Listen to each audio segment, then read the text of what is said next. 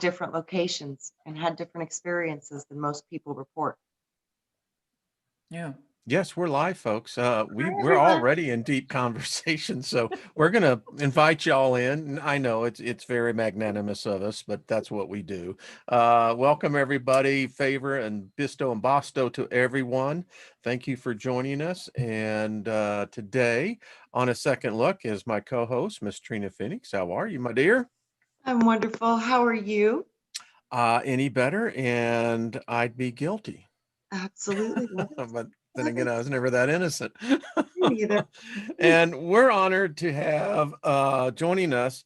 And Judith, is it Kowa? Is that right? How Quoba. you? Like you would say quick. Yes. Quoba. It's an Quoba. African name. It's a Kenyan name. So this combination of letters KW or MZ, M followed by a Z, that's typical African. Okay, excellent. Judith and I did a interview with her over on her show, and last week when we were talking, and Trina, boy, the shows lately have really caused people to do a lot of deep diving in the core of their structures. And Judith said this, and I'd like to talk about this as well. And so we're going to talk about judgment. I mean, it is probably the number one fear that and when I counsel people is that's the one thing that they're most afraid of. I think it's such a deeply ingrained program. Yeah, And it is. and I think that is to stop you from knowing your potential.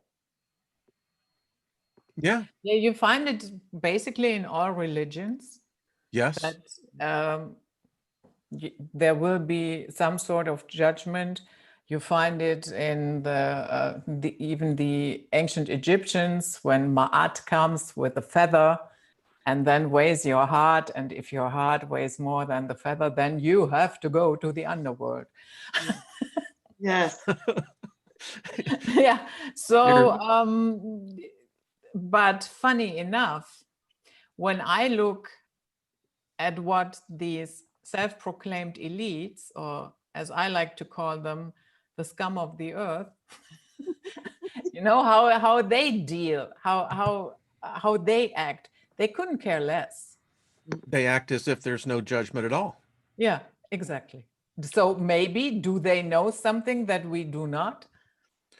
I was meditating this morning, ladies, and here's where I've arrived at, you know, because I've taken the red pill, and I found out Wonderland is not such a bad place. Actually, it's kind of cool. But Yep.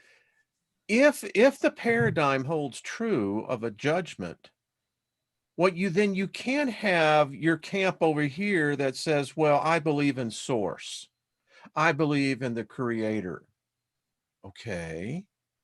But by implication, your creator, whoever you believe in, created the very paradigm that we're dealing with. You're going to be judged for your life or lives. I don't know what scale, I don't know what template I'm going to be judged upon, but that's the theme. And my contention is, as I was meditating deeply on this, there cannot be any judgment, because if there was judgment, then the creator would have to judge itself. And if the creator judges itself, then that means all other judgments are null and void.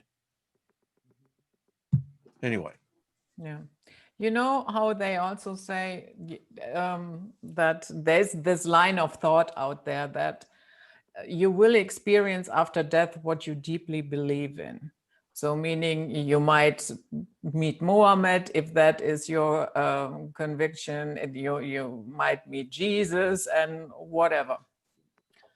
So if I say I'm not going to be judged, then hello, maybe that is my experience. And people should not freak out if I say that. Mm-hmm. Yeah. That's kind of where I've gone with it. It's like I don't think anybody could judge me better than me. So I want to go to the highest part of my soul structure. I want to go over soul, because I know the soul is emotional, personality, holds ego, holds templates, holds Akashic records, earthbound reality, very dualistic in its essence, formation, creation, nature. So I want to see if I can get above that and merge with that. And if there's any judgment to be had, I want it to come from myself and my only self. So who better to deal with me than me? Well, Exactly. that's what the master said. If you believe in the construct of Jesus, he did kind of give it away when, in fact, I read it yesterday in the Gospel of Luke. He says, if you don't judge, then you will not be judged. If you do not condemn, then you will not be condemned. It's interesting because he never used in any pronoun or noun God. Mm-hmm. He used the noun you. Yeah. I mean, did he or did he not? I mean, that's what it said. He's like, it's all about you, man. It's all about you. So Judith, I mean, it's absolutely, I think, I'll say this, I think it is absolutely biblically, scripturally correct to say there is no judgment. Now, I don't know what you do with Revelations, and here's something I'll Do you mean open the up: lake of fire? the great white throne judgment in Revelations. I mean, that freaked my ass out for decades. I mean, it really did. I mean, come on. I mean, you really don't know how the dice are going to roll for you, You're counting in over on the book of Malachi, because I was a tither. Oh, girls, I was a tither. And you know why? Well, because I wanted to be assured that, as the verse says in the book of Malachi, my name was written in the book of the living. Forget the book of life. Fine, if I could make it that, cool. But at least if I got in the book of living, then that implies there's going to be something, Uh-huh. Interesting, huh? I wonder if that's the Go ahead. trap part, the living part, because live is evil and life is Eiffel if you flip them. So, Yeah. I like looking at things backwards, because when you look at things backwards, a lot of times you're getting what's happening in the subconscious strata, which is the operation modem for this construct. It's 95% of it is subconscious. So yeah, if we can start to understand what's going on in there, we're way ahead of the game. Can I just elaborate on that one point? Because literally, medically, physiology, that's exactly how we see. We don't see the world as it is. It's reversed. Yeah. It hits our cornea reversed. Yes. Oh man, I'd have jack with your head. Yeah. Yeah. It was so funny today. I was like contemplating, I was like, flat earth, round earth. And I was like, what if it's an eyeball? And so it's right. It's flat and round. I'll just say this. When I look in my telescope, I don't see squares in Nope. space. I just Me see too. circles. Me too. And they all have holes in them too. I mean, my telescope right now, the conjunction of where Venus is with the last crescent, last quarter, is phenomenal. And Venus is going through some changes, but maybe that's judgment. So Haven't some of the other planets gone through changes too, Wayne? The outer Pluto, planets, and now it's getting closer. it is getting closer. Okay. Yeah. Yep. Okay. So is that a form of judgment? It is the natural law that says, for instance, in cosmology, that our sun novas about every 12,000 years. And because apparently our sun attracts dust. So imagine if you had that knowledge prior to our version, you could really manipulate people to really believe that a certain event is coming. And if you don't behave this way, then this is going to be the call. True? Totally. If you don't do as I tell you, I'm going to make the sun go dark in 3 days. And then when it happens, they're like, uh-oh. Yeah, Oh, man, you're down on your knees. totally. I totally saw that happening in Egypt. And there is another line of thought that Saturn used to be our original sun. Yes. In fact, I have it's one of the esoteric books, considered to be the occult, on the rights of Saturn, and Yahweh has claimed rights to Saturn. You know, it would make sense because they What say do you mean by that? It's very interesting because it's the dwelling place of where they think that the Elohim actually do live. And if you study Saturn, I did a whole show on Saturn, the anomalies, it's collecting more moons than Jupiter. Its poles are doing strange things, and there are more, and I'll just be candid, there are more craft that have been photographed through our telescopes of coming into Saturn and leaving Saturn. So it is the belief that Yahweh, the Elohim, when he left the temple in Jerusalem in Solomon's rule, and I guess that would be somewhere right around 598 BCE, depending on how you look at it. Saturn, Solomon's temple. Yeah. Bingo. Yeah. That Wow. Totally makes sense. the deity left, and if you look at, there's a whole belief system of people who believe Yahweh, but they also believe in Saturn as well, that Saturn was in fact Earth's sun before we were swept into this current solar system. What do you make of the idea that the Elohim come from Sirius?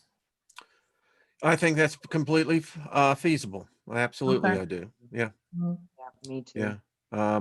Yeah, totally. And then that leads me to this point about judgment.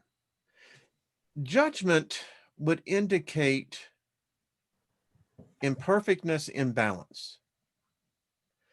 I don't understand the construct of a heaven and hell as the highest form of intelligence. That's the best they could come up with. Mm. And I'm like you, Judith, when I leave here, I'm heading to the beach. Yeah, I'm a free agent. I will not be judged. No live reviews for Judith. Thanks, but no thanks. You can keep your shit. I love it. Just I'm going. totally signing up for that. I love that. I mean, because I was thinking this, and so here I am meditating, and I'm reviewing my life. And I think that's very important for preparing for the next life. And it was interesting because I had this schizophrenic relationship with God. I was a born again, spirit filled, tongue talking, hands laying on Christian. And I would spend hours praying in tongues and be literally transported to other places. So I knew that there was something foundational to this. But when I look at my relationship with this God, it was both I don't know if I actually ever loved the God because I was more afraid of it. And that is a form of judgment that if you walk around perpetually with that mindset, I mean, that you're living in a perpetual judgment of yourself. In fear, In constant fear, thank fear. you. And that's what, man, that's fear. That's their tool to confuse you. Fear. Yeah, and bang, right there. I mean, that is the one of the lowest frequencies that you can operate on. And there, even with that fear, you have condemned yourself because your frequency is probably that low that you cannot exit. And you know what? I think this is literally that you just nailed it. This is the key for judgment. This is your key, and it's called vibration. That is judgment. Where do you vibrate at? I looked up judgment in the gematria. First thing that came up was vibration. I was like, bam, I knew it. You will get what you think about. You will get what you feel about. So you need to make sure, as soon as you realize you're out of your body, that you're deceased, you start focusing on what you want to see. and you need to get your vibration straight and get your bearings and take a little time with yourself and really get your vibration where you want it to be, because you are going to be drawn like a magnet to wherever your vibration is matching. So let me ask you, ladies, on this one. I think that this is becoming much more of a topic that people are talking about. Judgment. You know, what is this? I mean, we live in a day today where everything culturally is being examined. It's being judged. And you can see the wackiness of how it's so imbalanced and how it's being done. And I think about, so if we start spreading this and you have the debate and you come to the same conclusions that, well, at least I have, it's like the only judgment I'm going to look at is the mirror of myself. Yeah. And I love myself. I'm Yeah. really a groovy type of dude. I may not be the dude most high, but I'm a pretty high stepping dude. I really liked myself. And it took 60 plus years to get to that point. Yeah. And I would also say that it has nothing to do with that we think we are better than others. No. We all make mistakes here. I would argue that you cannot navigate here without making mistakes. No way. No. But as far as I know, none of us, and even not the listeners, have ever planned a genocide or started huge wars on false pretenses and so on and so forth. So No. I think we are pretty good. Yeah. Well, I think that when in fact, this is my whole debate about Lucifer. Because in this whole debate, Lucifer has a name that's been always, I think, subjugated to scorn. But in fact, if the character ever lived, it would be one of the first ones I'd want to break bread with. Because to me, I've never seen Lucifer ever talk about judgment. No judgment had ever been written about him, but it has been about the Christian God, the Jewish God. It certainly has been of the Islamic God, the Hindu gods. I mean, I can go right down the list. All of those gods, they either are jealous, they get angry, they kill, but then wait a minute, then why aren't they judging themselves? If you're telling me murder is an acronym for the word hate, well, you know what I was just thinking? As what? Stargate SG-1 all told us that these are just, aliens with better technology. Totally. Oh, good. Totally. But you know what? I think Lucifer has some specific element to our flesh body because, it's phosphorus.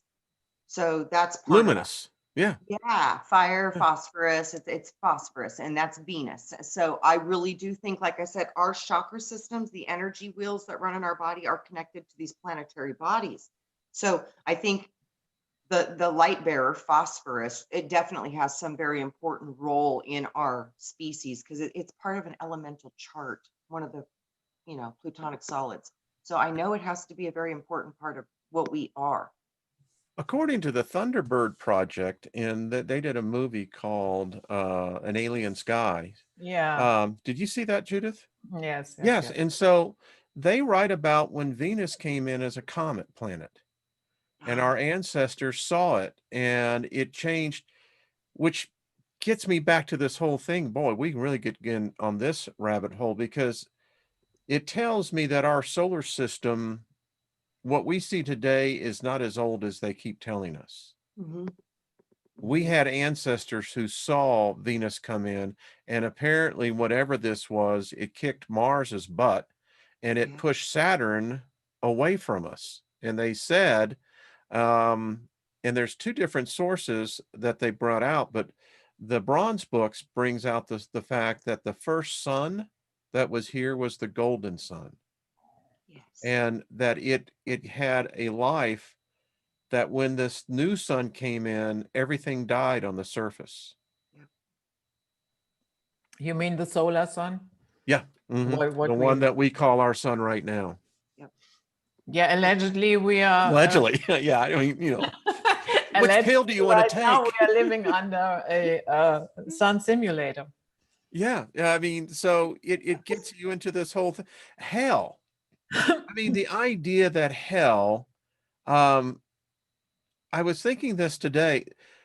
So how does hell exist, ladies? In the fact that if it did exist, it's truly the mafia. This is a Costa Nostra operation, because hell couldn't exist unless it was in cahoots with heaven. Mm. I mean, seriously. Mhm. And Lynn and I were talking last night, and she just started laughing. She says, anyway, I said, honey, I said, think about this. I said, so God, the Christian God, the Islam God, all these gods demand worship. They want your obedience. She says, yeah.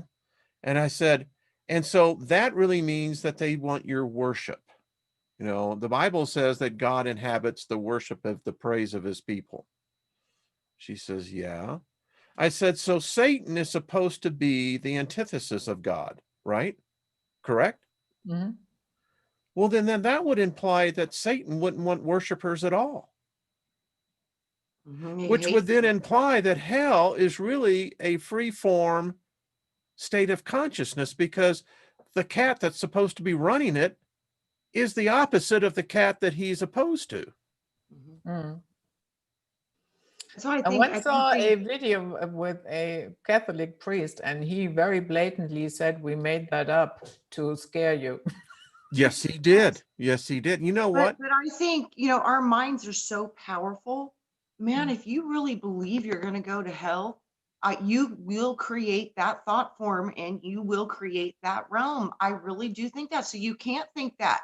That's something a lot of people need to work on getting out of their construct, because we will create what we think about. We need to be responsible with what we think of in our consciousness. So people who truly do believe this, if some being comes up and says, "Oh, yep, you didn't make the cut, now you got to go to hell," they'll go to hell because they believe this stuff. So, you gotta be really careful with what you allow into your consciousness, especially when you're out of your body, because this is when I think it can get tricky. Yeah, and it's very this net that they have Yes. woven. It starts, Yeah. you are born and bang, you're a Yes, yes, sinner. yes. Yeah, you didn't even took your first breath, but That's it. you're a See, sinner right away. Oh, Oh my that's goodness. what really pisses me off. I mean, where I'm at life now, I look at this and I bought it. I bought into this, and it sucks to think that if we come into this realm, fate is already planned your destiny. You're going to fail. Mm. You're going to screw up. uh-huh. You're going to coitus it all over the place. Um, that's better It's than so using the funny. F. You know what I heard the other day, Wayne? I said, I was doing a lot of that gematria study, and I saw God, God of death, or no, game of death. It said game of death, and I was like, wow, that totally makes sense, because okay, when we come here, it's all based upon time, birth, and death. So Mhm. this is the realm of death. So God, game of death, that would make sense if this had anything to do with Saturn, because Saturn is Chronos, father time. Mhm. Yeah, absolutely. I was going to say Saturn rules time. That's what I'm saying. So it would make sense that Saturn would be ruling all of this, because time rules all of this. So Yeah, and what you if have what? a lot of Saturn symbolism also in Christianity, the black robes of the Yes. clergy. Yes. And Yes. funny enough, always when men step into some form of power, a lot of times they end up wearing some women's dresses, the free Yes. with Yeah. the what do you call that thing? The apron, and Yes. Yep. the judges and the Wigs. clergy. Well, the ring in matrimony, as you can Yeah, see, exactly. And the you can wedding fold ring up the is cross Saturn. into a cube. Yeah, and the graduation board on your head is the water Waterboard. board, cube Yeah. of Saturn. This is all cube worship. You know what's so funny? I keep seeing it's like I wonder if it is just as simple as, because the divine feminine part of all of this has just been quashed. And it's been totally into patriarchal powers in all the three Abrahamic religions across the board and government systems. I just have a feeling that none of this is going to heal until the divine feminine is brought back into the picture with the divine masculine, and there's balancing of that. Because right now, that's what's going on. It's like certain positions of power are supposed to be feminine, certain are supposed to be masculine. Well, what they're doing is they're taking the divine feminine attributes, and they're masculine. So they're creating the feminine attribute through a false reversal of power. So it's an inversion of the divine feminine. Well, here's a thought.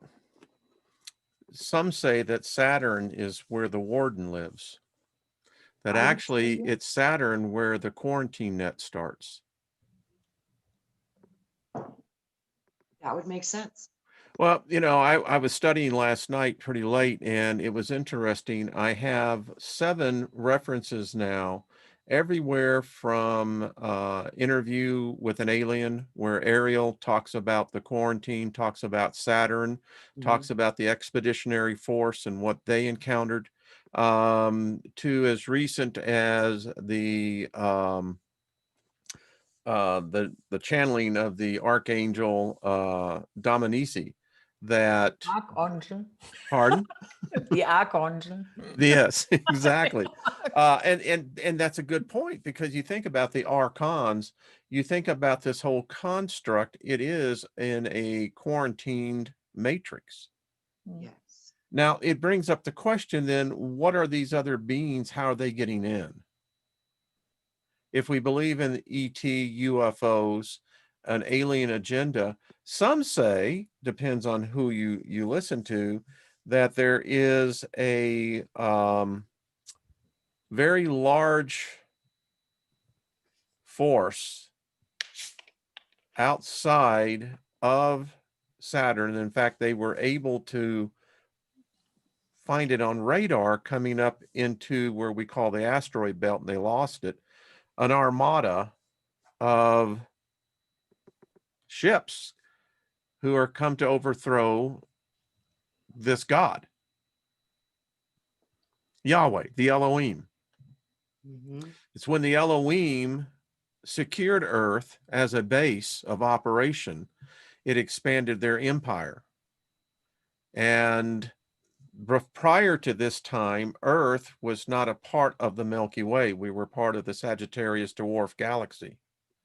And it was part of this conquest of the Elohim that when this collision took place, is that when they made their move. And that's when you have the story of the Bible that comes in with the Sumerian who becomes the patriarchal figure of the Abrahamic religions. It's very odd to me that you have Enki and Enlil, and you have Abraham, who Abram was from the city of Ur in the Chaldeans. And it's very odd to see that the patriarch of all these 3 major world religions came from Sumer. And if you follow the logic of this, Abram and his family were actually worshipers of Inanna, the moon goddess. Yes. They actually made idols. Now, that would then imply that Abram was very familiar with Enki and Enlil. Now, Abram goes sojourning from Ur and meets this deity called Yahweh. So the question really becomes, and when you study Yahweh, Yahweh was never that powerful. Yahweh could never go outside the boundary of what we call the promised land. All of his exploits took place inside that, except for, if you believe the story, of the exodus of the slaves. But getting back to the point, Yahweh from the very beginning was a judgmental God. He was a God of blood. The first encounter with the first human being was a slaughter, a sacrifice of an ox, in which Abram, if you remember the story, had to basically chase off the vultures and had to walk in the midst of that blood, waiting for this deity to show up. And that's when they made the first covenant. Wow. Yeah. Whenever I see I mean, young you've never heard leprosaules- that story? Yes, yes, of course. Yes. Yeah. Yeah. It's just wow, though. When you think about it, it's like, wow. Yeah, it is wow. Wow. It affects us today. Mm. Yeah. And like you said, Judith, I'm not going to participate. No. No. Judgment? Nah, that ain't my ticket. That's not what my ticket says. Oh, you can't read English? Well, let me tell you, my ticket gives me first class accommodations right over there. Mm-hmm. Yeah. Exactly.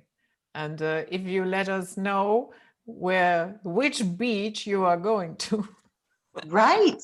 then we will join you for a cocktail. I will let you know. I do believe, I told Lynn last night, I said, hun, when I cross over, I said, whoever of us is first, I said, just wait for me. I said, or I said, if I go, I'll be waiting for you. Or I said, I'll leave you the sign to the beach. Right on. I want to go too. Sign me up. And I think people, that's going to be important for us to have a meeting place. I really do. I really do. I can't help but think that Brian, because he was of the same spirit, Yeah. Mhm. which, let me ask y'all this. Judith, I want to ask you particularly, and then Trina, get your impression.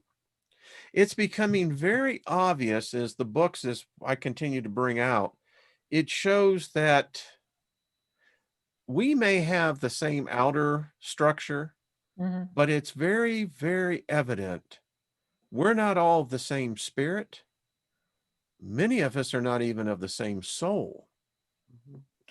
I even doubt that everybody has a spirit. Interesting. I do Mm. too. I do too. Would it be more soul based, more what we would call ego? Mhm. Yeah. And I think we all have encountered people like that. Mhm. So sometimes, you know what other people call NPC, Mm-hmm. where you somehow have the impression you are talking to a wall and nothing really goes through. And I saw one really funny situation where I thought, oh, that's a typical NPC situation. That we had these huge demonstration in Berlin. And after the second one, the next day, when they wanted to wrap it up, close down the stage and, sound technicians and so forth. So the guy was streaming, and one policewoman, she let him into this area because he was supposed to wrap it up. So then after a while, she came back. And then she said, yeah, you are only filming here. You are not really working. And that is why you have to go now.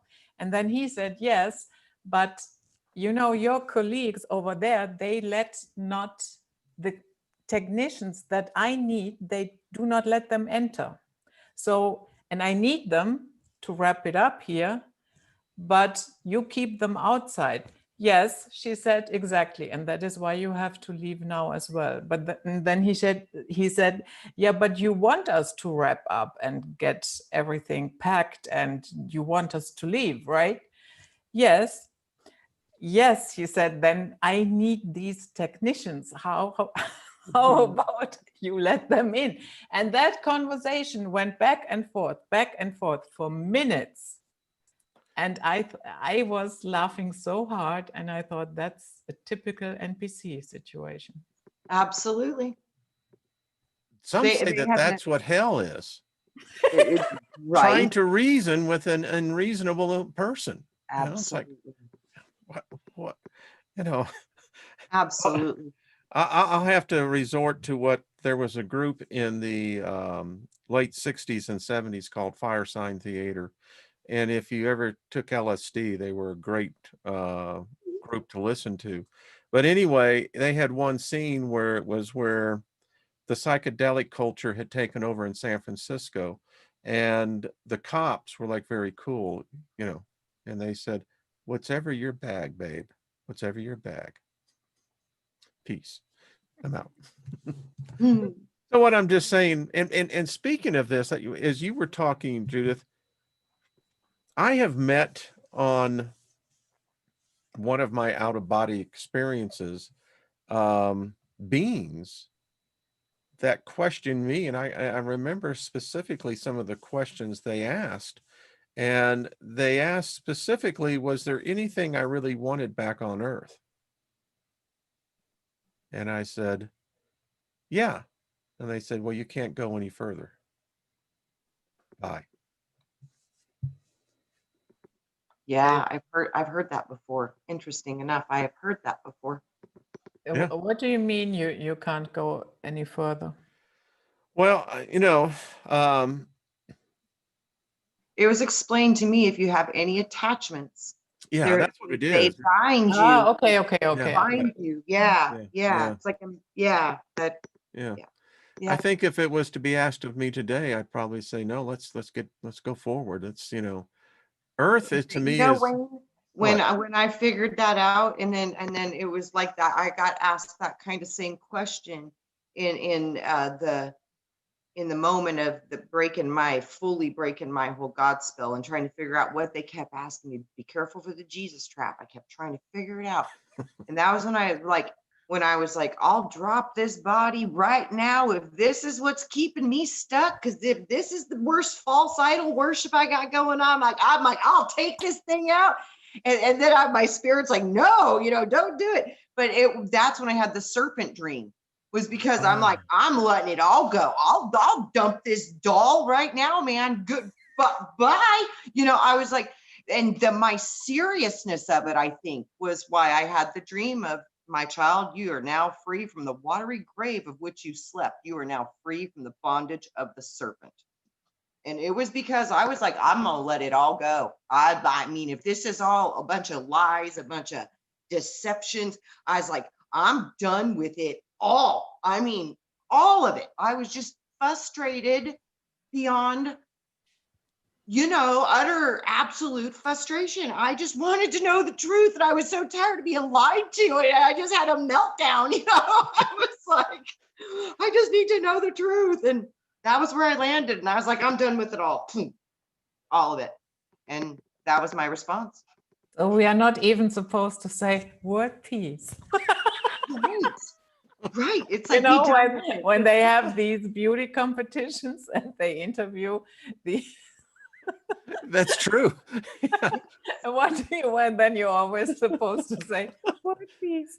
And it still reminds me of someone who wrote, in fact, I think it was on your channel, Trina, someone said, well, and I dig the question. They said, well, if this peace and love thing is really supposed to work, it's been around for at least 2,000 years.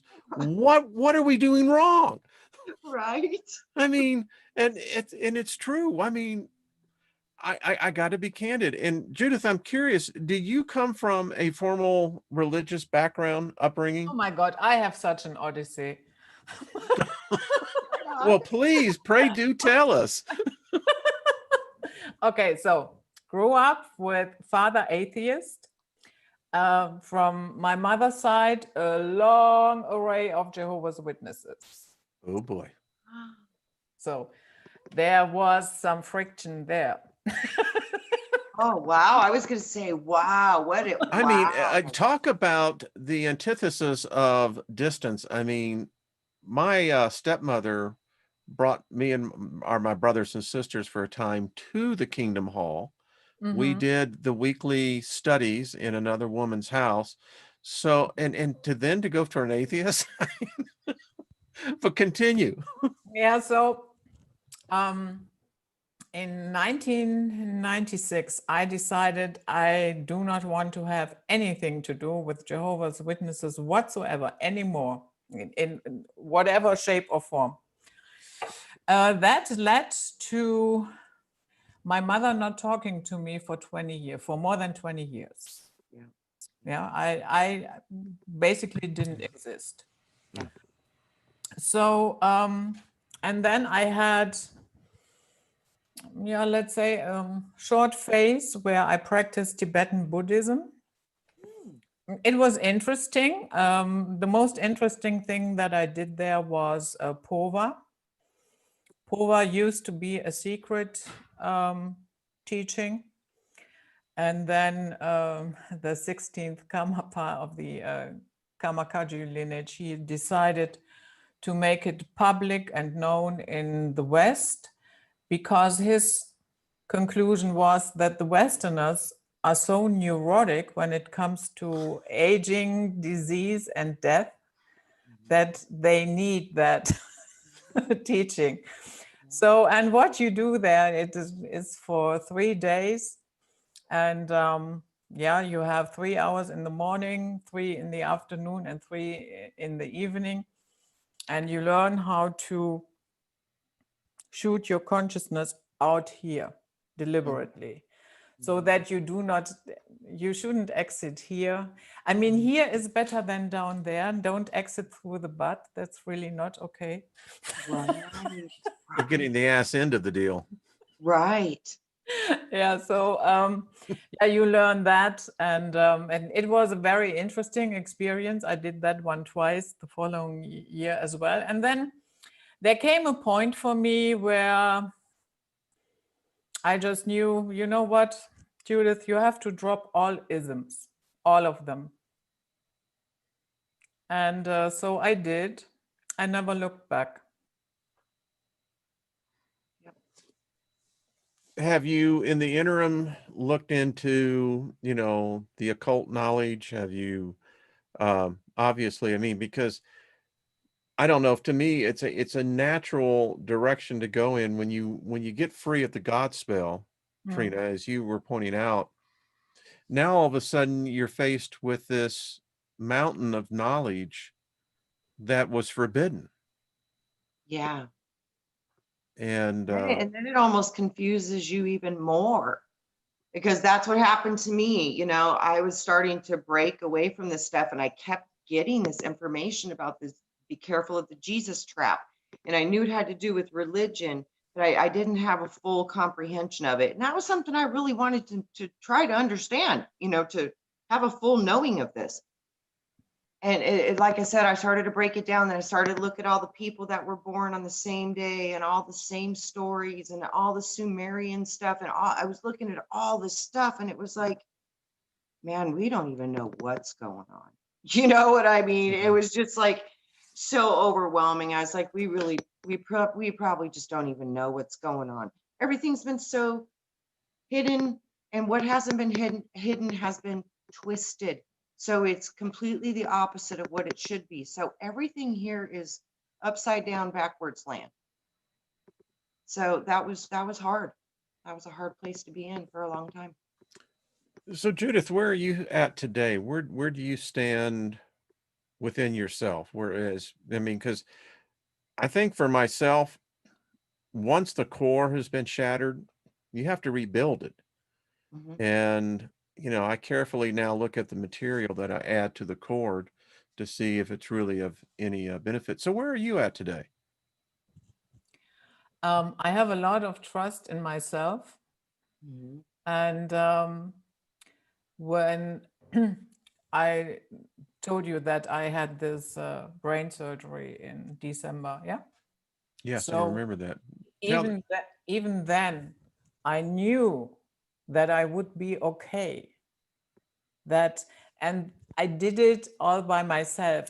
Nobody was informed, because I don't have a cell phone, so I cannot grab a phone and look up all the numbers.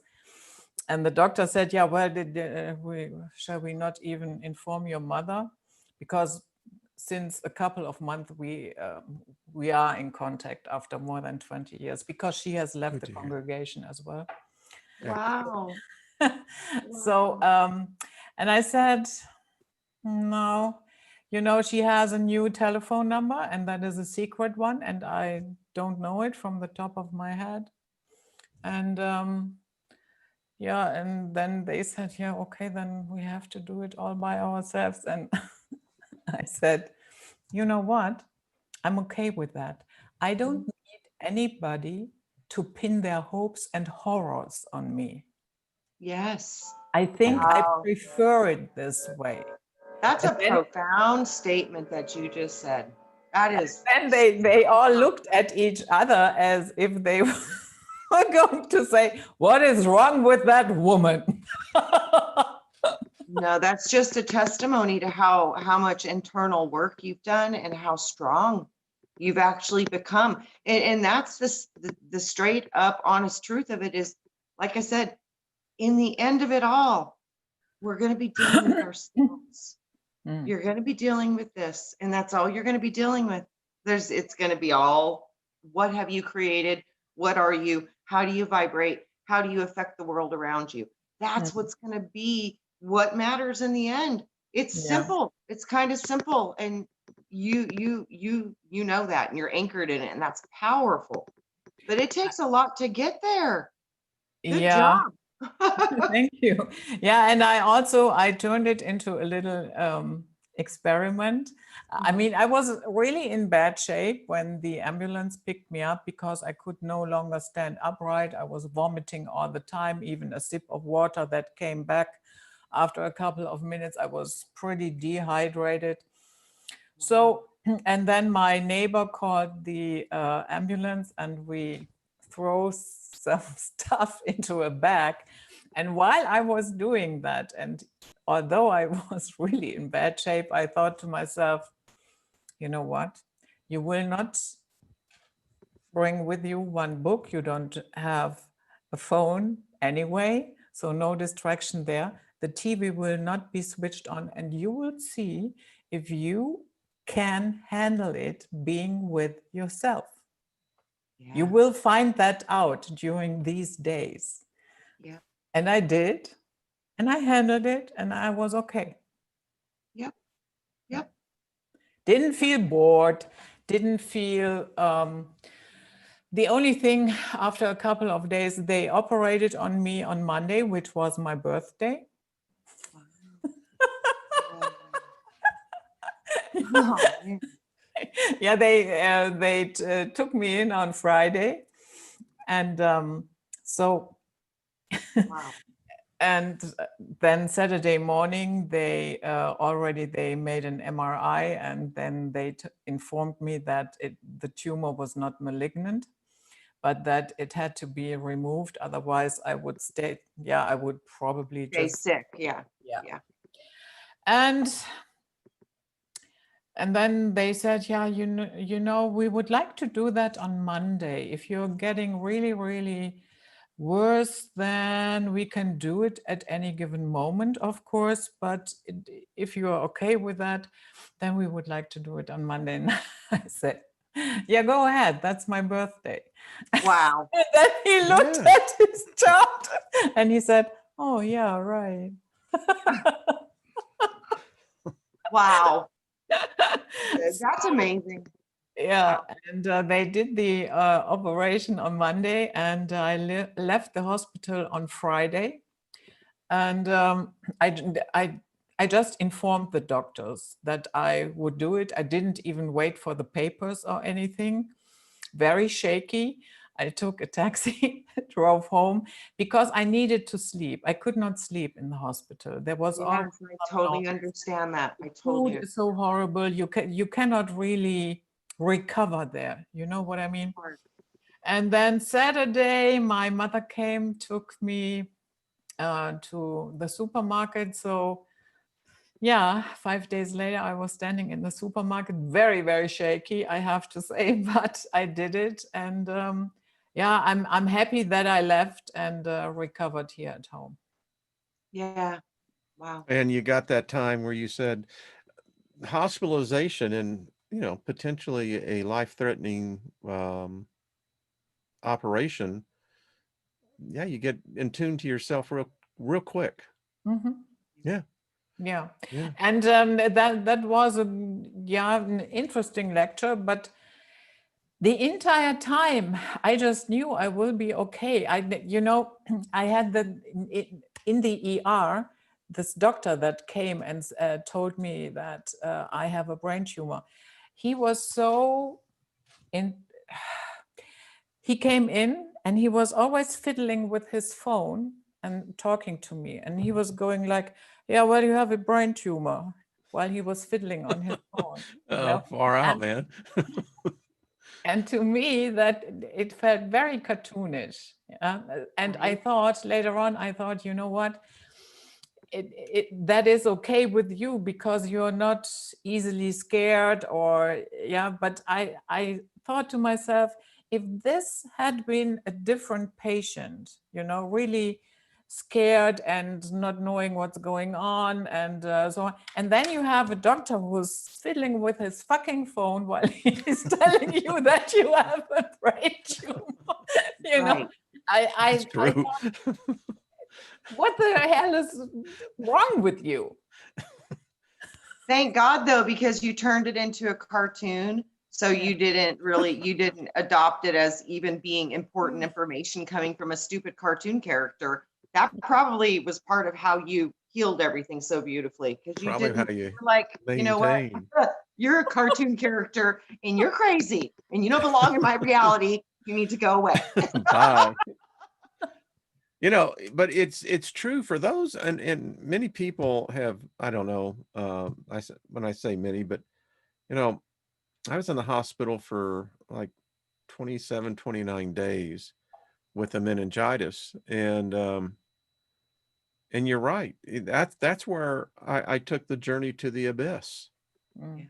When I came out of the coma, I knew that things had changed, and I looked at myself and didn't like what I saw, and so I started making life changes, and it does impact you. Yes. And I had the strangest experience after I came out of the surgery, and when I woke up, oh my goodness.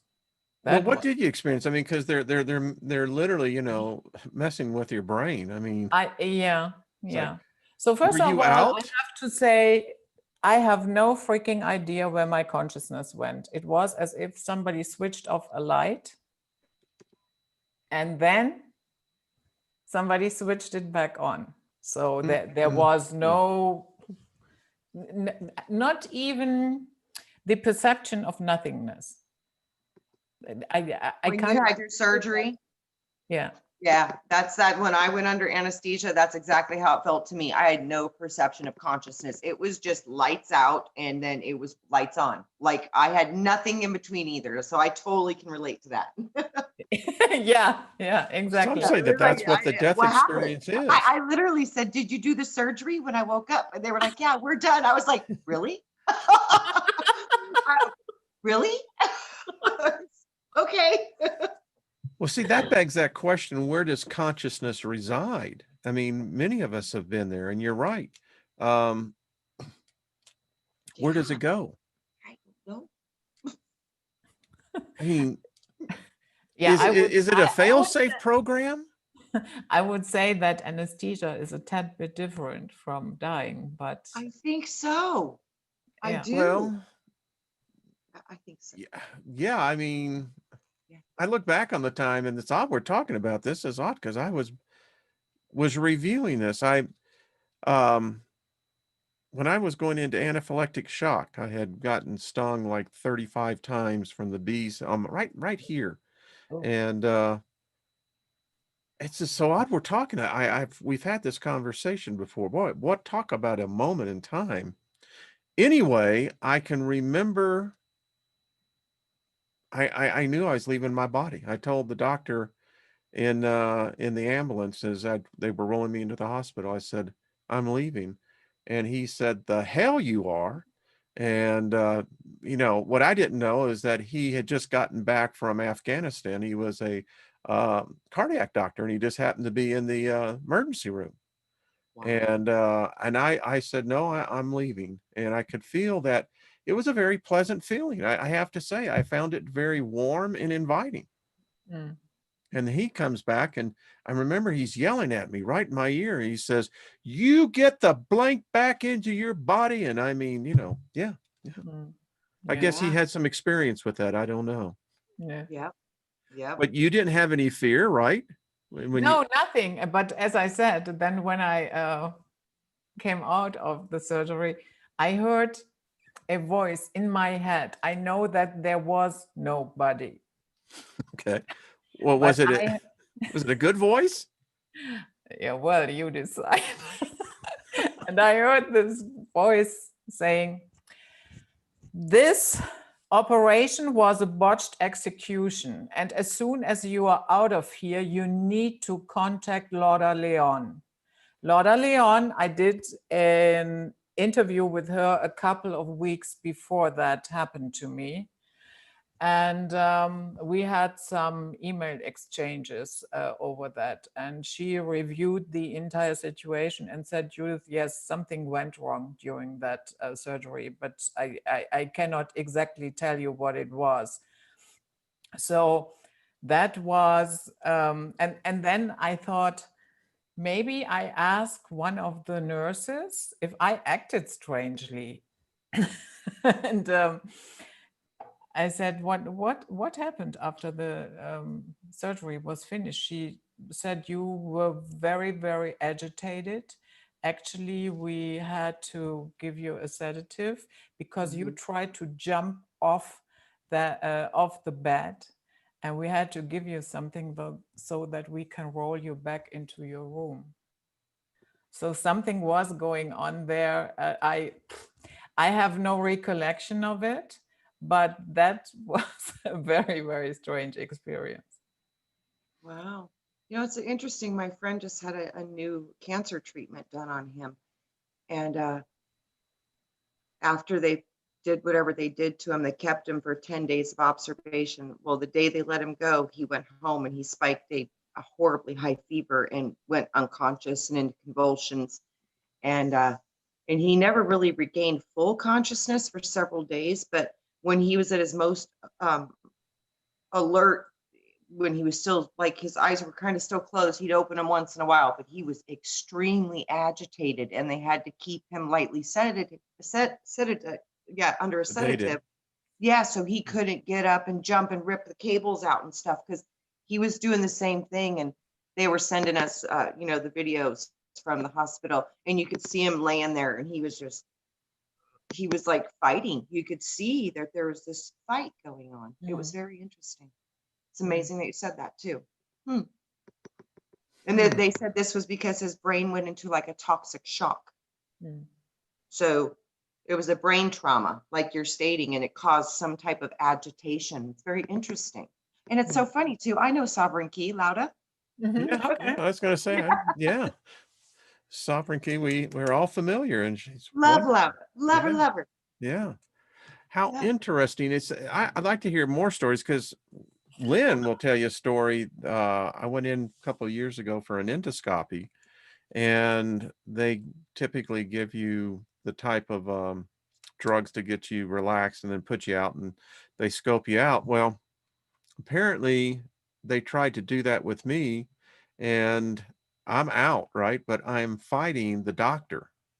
Oh, wow. So the doctor can't get, I apparently grabbed a hold of his hands so much that it began to hurt him. So he calls in two assistants. They can't get my hand unlocked from his. And so they didn't do the procedure. And he was a Korean doctor, and he went out and told Lynn. She says, well, how is he?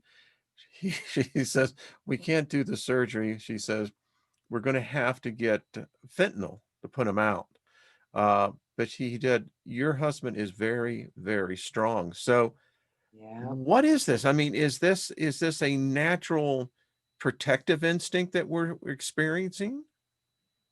I mean, are we fighting from other potential spirits wanting to move I in? don't know if this is right at all, Wayne, but I literally heard it's a serpent reflex. Oh, like, when you cut the head off of a snake. That's what I literally just heard, and curls. I literally just saw. I think it's just part of our anatomy. Yeah. What do you think, Judith? I have no clue. But I'm not disturbed by that. I can happily admit that I have no clue. I don't know. What I love about your presence is that even you can tell it's just very calm. It's like, well, folks, this is what happens, Yeah. No big deal. Just go with the flow. Well, Judith, this hour has come and gone. Tell everyone, I left you a link to your YouTube. Tell how people they can get in touch with you. And if you have more contact information, send it to me and I'll Yeah. post it in there. Yeah, I have yeah, my channel is Night Flight. Not no, what did you say? Yes, I got something. I knew it was something, but yeah. Dark Lightning.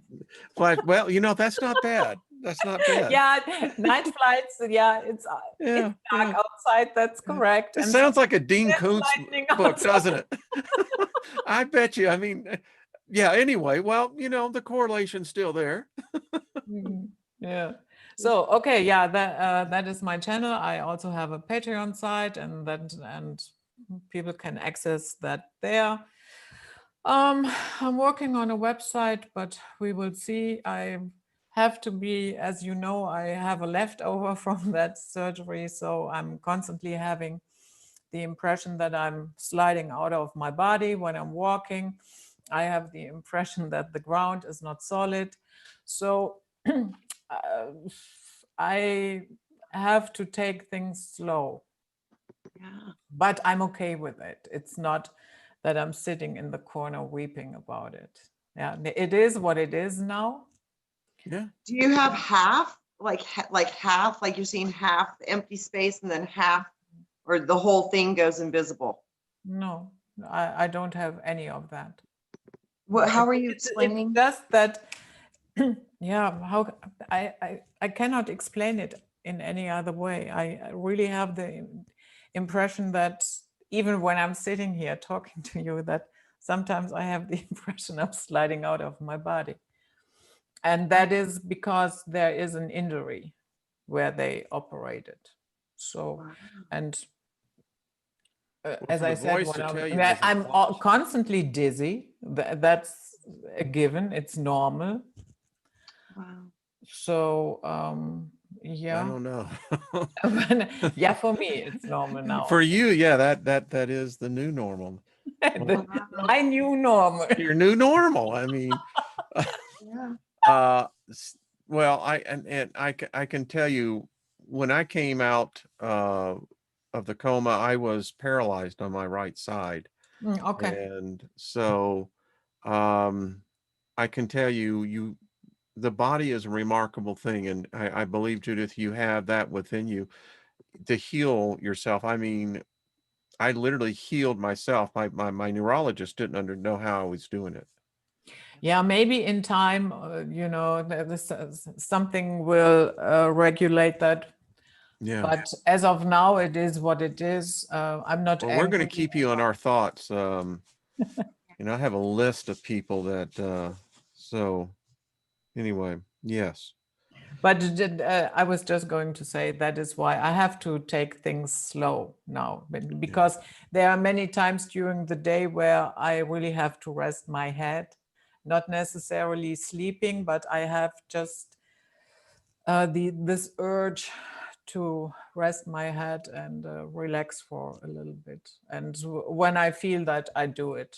There is no sense in forcing that. Absolutely. Yeah.